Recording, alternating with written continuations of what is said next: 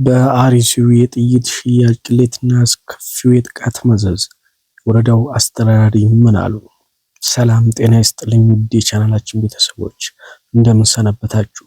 ዛሬ ይዘንላችሁ የቀረብነው መረጃ በአርሲ አካባቢ በኦርቶዶክስ እምነት ተከታዮች ላይ በተፈጸመ ጥቃት ዙሪያ ጥቃቱ ከመከሰቱ በፊት የተከናወኑ አስደንጋጭና አሳዛኝ የውስጥ መረጃዎች ነው።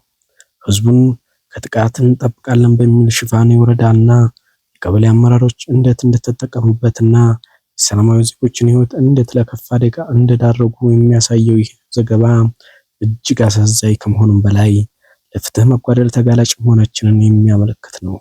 አብራችሁን ቆዩ። የጥይት ሽያጭ ወጥመድ ጥቃቱ ከመፈጸሙ ጥቂት ቀናት ቀደም ብሎ ወረዳውና የቀበሌው አመራሮች ህዝቡን ለማባበል የተጠቀሙበት ዘዴ እጅግ ዘግናኝ ነበር። አሮችም እንደገለጹት አመራሮቹ ወደ ህዝቡ በመምጣት እንዲህ የሚል መልእክት አስተላለፉ። ከመንግስት የመጣ አስቸኳይ የሚሸጥ ጥይት አለ አሉ። ህይወታችሁ ይቀድማል። እጃችሁ ላይ ያለውን ንብረት ሽጣችሁ የሌለውን ተበድራችሁ ጥይት ግዙ አሉ። በዚህ መልኩ በስነ ልቦና ጫና ውስጥ የገቡት ገበሬዎቹ ቤተሰቦቻቸውንና ንብረታቸውን ለመታደግ ሲሉ ከ10 ሺህ ብር እስከ 50 ሺህ ብር ድረስ እንዲከፍሉ ተገደዋል። የሌለው እንዲበደር ያለው ደግሞ የቤተሰብ ጉርስ ሽጦ የጥይት ዋጋ እንዲከፍል ተደርጓል። ይህም ብቻ አይደለም፣ በአንዳንዶቹ ላይ ግዴታ ተጥሮባቸው እንዳዋጡ መደረጉን የአካባቢዎች ነዋሪዎች ለደሴ ሚዲያ በሰጡት ቃለ መጠይቅ አረጋግጠዋል። የገንዘብ መጠኑና የህዝብ ተስፋ ጉዳዩ እጅግ አሳሳቢ የሆነው በገንዘብ መጠን ብቻ አይደለም፣ በሰዎች ህይወት ላይ የሚደረግ የንግድ ድርድር መሰል ድርጊት ነው። በአንድ ቀበሌ ብቻ በአንድ ቀን ውስጥ ከ1 ሚሊዮን ብር በላይ የጥይት ብር ተሰብስቧል። ይህ ገንዘብ ከታሰበበት በኋላ ግን የሰጡት ምላሽ ዝምታ ነበር። ወራት አለፉ፣ ቀናት ተቆጠሩ። 20 ቀናት ሲያልፉ ህዝቡ በጭንቀት ውስጥ ወደቀ። ጠላት ከበናል፣ የከፈልንበት ጥይት ለምን አይመጣም፣ ለምን ቆየ የሚል ጥያቄ በህዝቡ ዘንድ ተነሳ። ይህ ጥያቄ ከቀበሌ ተነስቶ እስከ ወረዳው ድረስ እንደ እሳት ተቀጣጠለ። ወረዳው ስብሰባ እና አስደንጋጩ ምላሽ። ህዝቡ በገዛ ገንዘቡ የተገዛው ጥይት ለመጠየቅ ወረዳው አዳራሽ ተሰበሰበ። አመራሮቹ ፊት ለፊት ቀረቡ። የህዝብ ድምጽ ተሰማ። ጥይቱ ይሰጠን፣ ለምን ዘገየ ሲሉ ጥያቄያቸውን በከፍተኛ ስሜት አቀረቡ።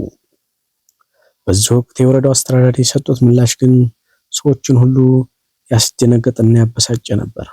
አስተዳዳሪውም እንዲህ አሉ። እናንተ ለዚች ብር ነው ወይ የምትለፉት? እኔ 7 መትረየስ ገዝቻለሁ አሉ። ይህ አባባል ለህዝቡ የተሰጠው ምላሽ ሳይሆን ንቀት ነበር። ህዝቡ የከፈለው ገንዘብ የት እንደገባ፣ ለምን ጥይት ሳይገዛ እንደቀረ የሚያሳይ ግልጽ አመልካች ነው። ይህ ምላሽ ህዝቡን ክፉኛ አስቆጣ።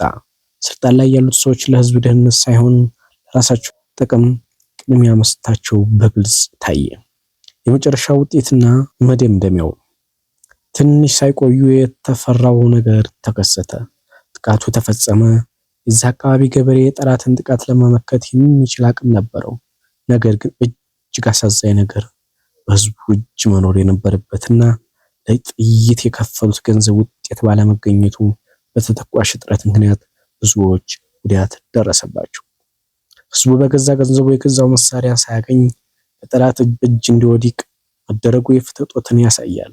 ይህ ዘገባ በአካባቢው ላይ የደረሰውን ግፍ ብቻ ሳይሆን የአስተዳደር ክፍተትና የመልካም አስተዳደር እጦትን በግልጽ ያሳያል። ለዚህ ድርጊት ተጠያቂው ማን ነው?